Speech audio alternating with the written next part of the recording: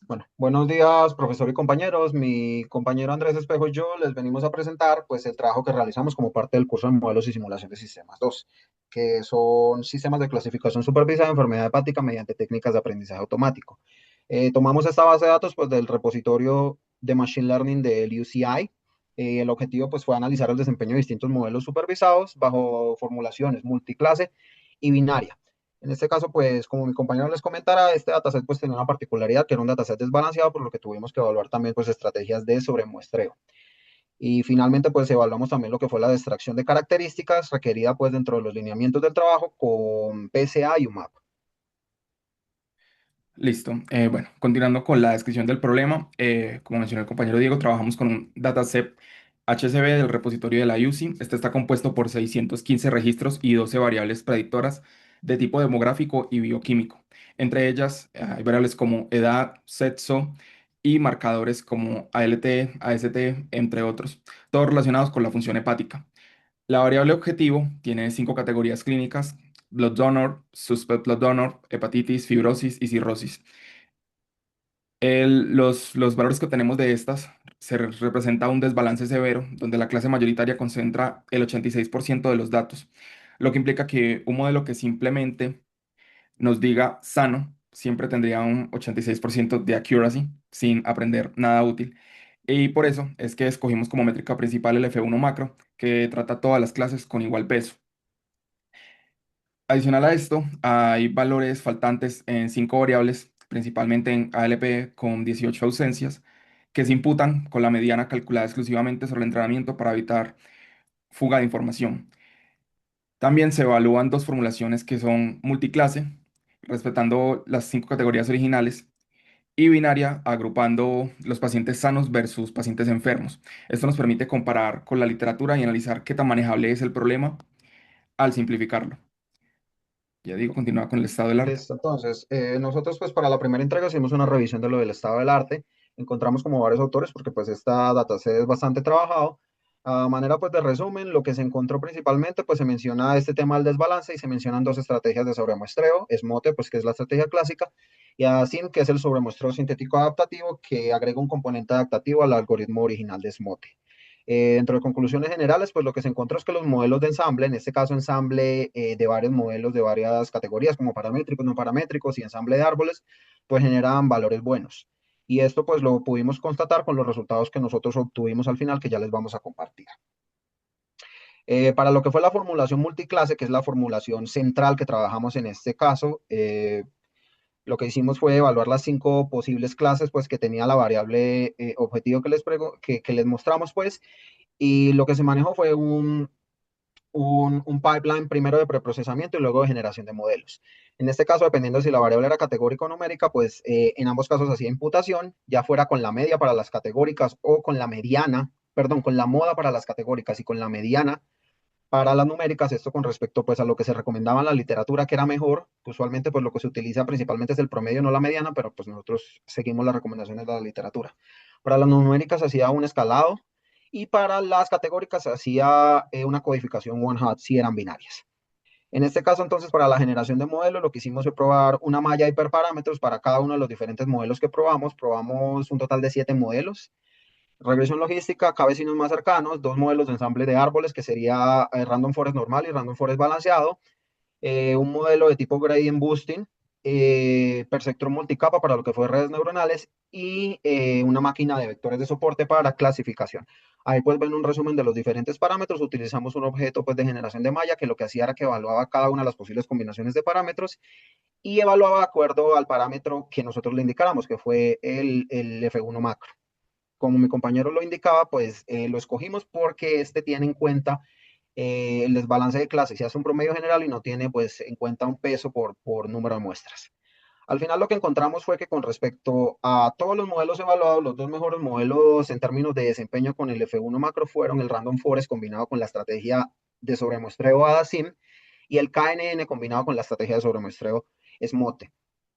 Verán pues ahí en las notas que mencionamos una librería que se llama Imbalance Learn. Imbalance Learn es una librería como hija de Scikit-learn que sirve para tratar bases de datos desbalanceadas y en este caso lo utilizamos para poder incluir la estrategia de sobremuestreo que les mostrábamos. Al final pues de cada tipo de modelo probamos dos las dos estrategias de sobremuestreo, por lo que se generaron un total de 14 modelos al final. Ahí ven entonces todo lo que es el desempeño y la combinación entre la brecha de lo que era el F1 macro en entrenamiento y en prueba y las curvas de aprendizaje. Listo. Bueno, con respecto a lo que es la formulación binaria, hicimos esto, dado que esto nos permite agrupar las categorías originales en dos clases, que sería sano y enfermo. Eh, Lo más urgente que vimos aquí es básicamente separar los pacientes con algún grado de enfermedad, independiente de la que sea, de aquellos que no la presentan. Esta simplificación tiene un efecto inmediato sobre el desbalance, dado que la clase minoritaria pasa de tener 7 ejemplos a tener 76 después del agrupamiento, lo que hace el problema considerablemente más manejable. Para la configuración se utilizó exactamente la misma que, que se utilizó en el multiclase. Se mantuvo la imputación y el balanceo con Smoot o Adazim. Se evaluaron exactamente los mismos modelos, optimizando el F1 macro con el Grid Search B. Y los tres mejores modelos que obtuvimos fue el Random Forest con Smoot, con un F1 en test de 0.945. Y por acá podemos observar la curva AUC de todos estos modelos, donde podemos ver que realmente pues, la mayoría de los modelos tuvieron un muy buen performance en esta clasificación binaria. Bueno, ya digo, continuará con la extracción de características. Listo. Entonces, dentro de lo que fueron los requerimientos, pues les mencionaba al principio que se nos pidió hacer un análisis de extracción de características. Hicimos primero un análisis individual con dos índices. El índice de información mutua, que es un índice no lineal, y pues la correlación de Pearson. En este caso no encontramos, para la correlación de Pearson, no encontramos índices mayores al 70%, que usualmente es el umbral que en la literatura se indica que es alerta de un problema pues, de correlación entre variables, por lo que inicialmente pues no encontramos candidatos a eliminar. Luego lo que hicimos fue hacer extracción lineal con PSA y no lineal con UMAP. Con PSA lo que hicimos fue establecer dos umbrales, 95% de varianza acumulada y 90% de varianza acumulada. Esto se traduce en aproximadamente de 8 a 9 componentes. Y si se acuerdan, pues inicialmente teníamos 12 predictores, entonces la verdad la reducción no era mucha. Para UMAP lo que hicimos fue hacer un homólogo con PSA porque UMAP no tiene varianza acumulada, sino que tiene número de componentes, así que evaluamos UMAP con 8 y 9 componentes. Si quieres pones la tabla de resumen, más abajito. Lo que encontramos al final, pues así a manera de resumen, fue que la verdad no había muchas mejorías en el F1 macro con respecto a lo que se obtenía con todo el dataset completo. Y finalmente los mejores resultados se obtenían con casi 95% de varianza en el PSA. Entonces una reducción del 5% de varianza en total, pues la verdad no ameritaba todo el preprocesamiento adicional. Y recordemos pues que el tema de la interpretabilidad pues con PSA se complica, por lo que al final decidimos que no, pues que no había oportunidad de reducción de características. Y como modelo final con mejores desempeños, pues nos quedamos con el que les mencionaba, que era el Random Forest combinado con la estrategia de sobremuestreo Adazim, con un F1 macro cercano al 80% y una precisión balanceada al 0.77. Este comportamiento, como les contaba, pues era un comportamiento que coincide con lo que en la literatura se reportaba con respecto a trabajos anteriores en esta, pues en esta base de datos. La formulación binaria, entonces, con respecto a la multiclase, produjo mejores resultados considerablemente.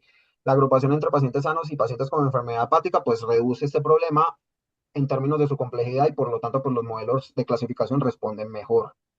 Al final, entonces, con respecto al análisis de características, los experimentos de correlación e información mutua, pues mostraron que las variables poseen un aporte discriminativo complementario y que no existen evidencias fuertes de redundancia.